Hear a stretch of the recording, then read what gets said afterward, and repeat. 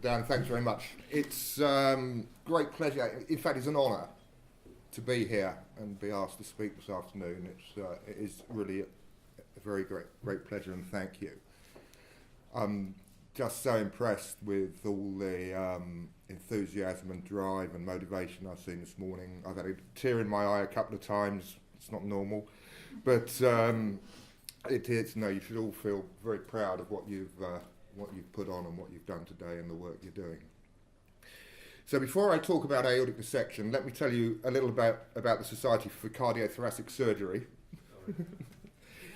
and known as SCTS, and we're the professional body that represents cardiac and thoracic surgery in England, Wales, Scotland, Northern Ireland and the Republic of Ireland. We're a registered charity and we were founded in 1934. And in 1934 the name of the organisation was the Society of Cardiothoracic Surgeons. And 10 years ago, in 2007, we changed our name to the Society for Cardiothoracic Surgery, and we also changed our charitable aim, and our principal charitable aim is to advance the field of cardiothoracic surgery for the benefit of the public. So we moved then 10 years ago from being a very inward, insular looking organisation to an outward looking organisation. That's part of the reason why I'm so delighted to be able to be here today, because this is exactly the sort of outward looking that we like to do. So SCTS has about 1,000 members. About half of those are medical and the other half allied health professionals, patients, lay members, medical students. Since 2007, anyone can become a member. It's only £30 a year, and application forms on our website. I'd be delighted to sign you up.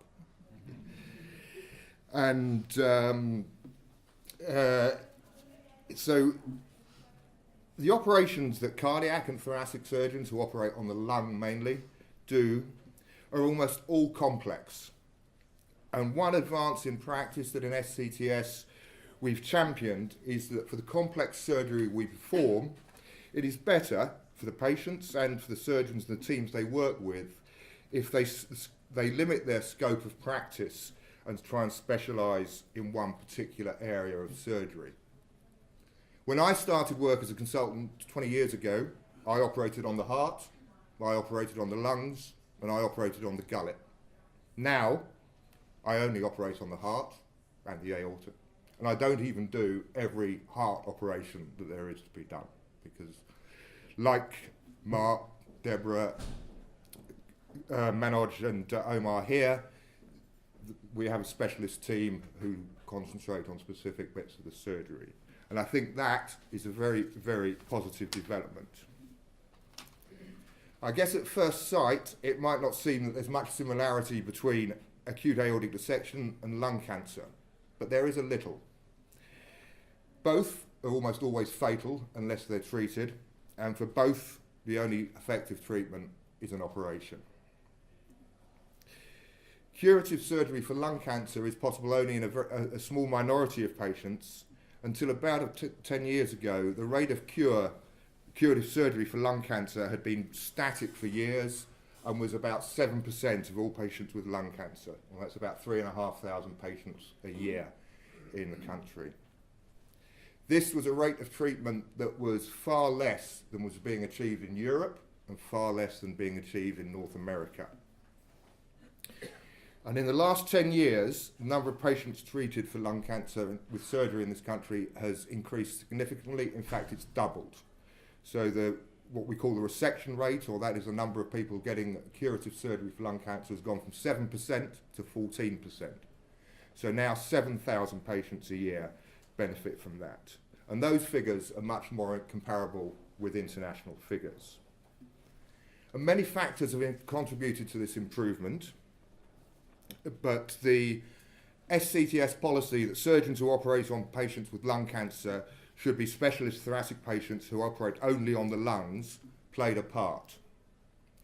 The policy was implemented in two ways. We altered the training requirements a little, but key was influencing the service specification for the commissioning of thoracic surgery.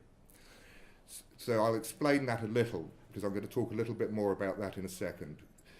The hospitals like this hospital will provide thoracic surgery, and they're paid to do so by a group called commissioners, and the commissioners commission those services against a service specification which defines how that service should be provided.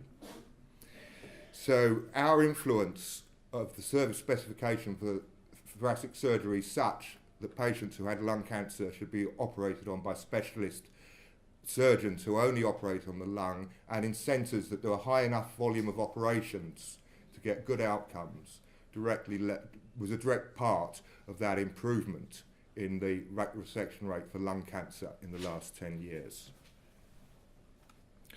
And I see no reason why similar improvements can't be made for the survival in patients and people with acute aortic dissection. And I guess the starting point for that is to ensure, as we've heard alluded to already this morning, that any patient with an aortic dissection or any other form of disease of the aorta is treated in the right place by the right people. And for that to happen, two things have to be in place.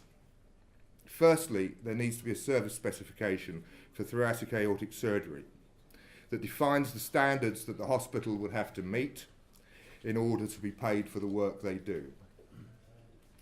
The mechanism for writing a service specification in the NHS is through something called a clinical reference group, which is a part of the NHS England bureaucracy. And that clinical reference group provides advice to the commissioners who pay for the procedures. Aortic dissection crosses two clinical reference groups. It crosses a cardiac clinical reference group and a vascular surgery clinical reference group. Earlier this year, I managed to persuade the chairs of both those clinical reference groups that it was about time that we had a service specification for patients with thoracic aortic disease. And this has resulted in the establishment of a working party that's co-chaired by a cardiac surgeon, one of my colleagues, Peter Bradley, and Rachel Bell, who's a vascular surgeon at Guy's and Thomas's. And their remit is to write a service specification for the whole patient journey for the whole of the aorta. And this, of course, will be based on best practice, and best practice is going to look something like what you see here at the Liverpool Heart and Chest Hospital. And of course, treatment of acute aortic dissection is always within that, also included in that.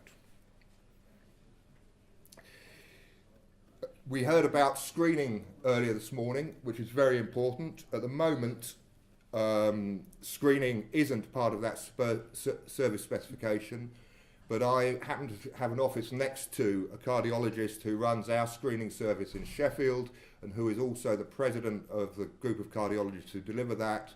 And last night on the phone, he and I came to an agreement that that was something we would start trying to deliver nationally to make sure that screening services are consistent across the country and available to all. So the working group on the specification for thoracic aortic surgery has aimed to have completed their work, have it signed off and agreed with implementation starting on the 1st of April 2019. Several things will need to happen for that to be achievable. One of them is that it has to be the right financial structure around thoracic aortic surgery. So if a hospital is providing a service and getting paid for it, if the amount they're getting paid to do it is less than what it costs them to do, their enthusiasm for so doing obviously is reduced. Until recently, this was very much the case with most major thoracic aortic operations. The tariff that they were paid did not cover the costs they incurred in carrying out the surgery. But from the 1st of April this year, a new tariff structure has been introduced. This is called HRG 4+. I'm not sure what that stands for, I'm afraid, but the important thing is that it almost effectively doubles the amount that a hospital gets paid for doing complex aortic surgery. So it makes it attractive for hospitals to provide the service and meet the defined service specification. The timetable for doing so and having it commissioned against for the 1st of April 2019 is tight. I'm pretty certain the group of people who are doing it will draw up a service specification, and I'm pretty certain that in principle NHS England and the commissioners will agree that it's a very good idea. The sticking point will be getting it implemented, and that's where you come in. Because the sharpest tool that we have for getting that implementation is you shouting out about it and making a noise. Because that is what the commissioners will listen to, that is what their MPs will, the MPs will listen to. And you can do that. There's a petition that Catherine mentioned earlier on change.org that you can sign. You all have a local MP. They have surgeries. You can go and speak to them. And you all have a very personal and a moving story. And if you're prepared to share it, people will listen, will be moved, and will act. If we take the sort of incidence of acute aortic, type A aortic dissection that Mark and Debbie gave us this morning, in this country we should be performing about 1,000 operations a year on patients with acute type A aortic dissection. We perform about 250, so a quarter of that number. I don't think that represents a lack of capacity in the NHS to deliver it. I think it represents a failure to diagnose and refer patients in a timely fashion. We know that a diagnosis of aortic dissection is considered in less than half of people who present with an aortic dissection at their first presentation. And we also know that about a third of patients with a type A acute aortic dissection are actively treated for another diagnosis when they're admitted to hospital. So to improve the outcomes, we not only have to put in place this service specification and raise awareness amongst the public, but also against the accident emergency physicians. You're already doing great work about that, and Debbie talked about that earlier this morning. In today's highly pressurised NHS, the most pressurised bit of which on many times is the accident emergency department, I think that relying on raising awareness amongst individual doctors is not strong enough to ensure that patients are diagnosed quickly and in a timely enough way. And I think another bit of work we need to do is with emergency physicians to change their procedures and the way so that certain combinations of symptoms trigger an automatic prompt and patients get put in a CT scanner.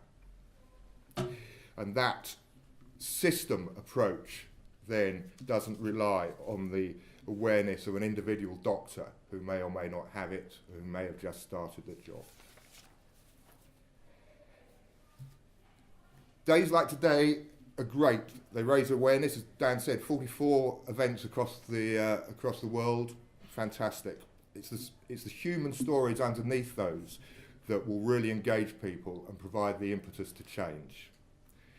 We've released a press release along with SCTS and Dissection Awareness UK have jointly issued a press release today. It tells Dawn's story and it tells a little bit about failure to diagnose aortic dissection, and I know we haven't had any come back from the media on it yet, but we may yet. And we will continue, SCTS will continue to work with you to improve the service for patients with aortic dissection. But please don't underestimate the power that you have as patients and family to influence this and drive change. At the SCTS annual meeting in March this year, I was stood at the back of the hall as Catherine told her story to a large group of battle-hardened cardiac surgeons. Hearing their comments on the way out at the back of the hall was revealing. I overheard one long-in-the-tooth, cynical colleague say that he'd just been reminded of why he really came to work. Don't underestimate the power of your story. Today is a good day, and thank you very much.